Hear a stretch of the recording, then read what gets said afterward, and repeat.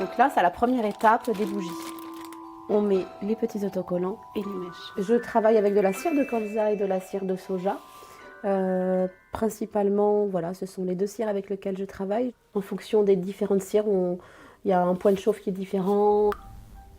J'utilise des parfums qui viennent de la ville de Grasse, c'est la ville du parfum. Moi j'ai 62 senteurs exactement. Là on a les parfums, toutes les senteurs qui marchent à Noël, donc on a pain d'épices, tout ce qui est madeleine, madeleine gourmande, brioche au beurre. Je ne mets pas de couleur dans mes bougies, c'est très rare, sauf si on me le demande. Ça reste du 100% naturel chez moi.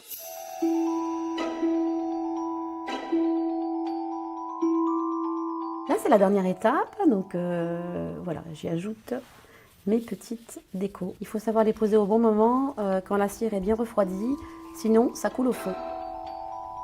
Je marche beaucoup grâce au réseau, donc je fais principalement des photos et des vidéos des bougies que je fais. Donc là c'est sur le thème de Noël. Un jour, justement pendant le Covid, je me suis dit pourquoi pas créer mes propres bougies. Donc j'ai commandé tout ce qu'il fallait et j'en ai fait pour moi et pour les copines tout simplement. Elles adoraient ce que je faisais, etc. Moi j'en mettais beaucoup chez moi. Je me suis dit pourquoi pas me mettre en auto-entreprise. C'est pas forcément facile au début, puis on a beaucoup d'appréhension. On se demande aussi si on est capable et puis au final quand on voit que ça marche et que ça marche de plus en plus, moi j'ai pas hésité quoi.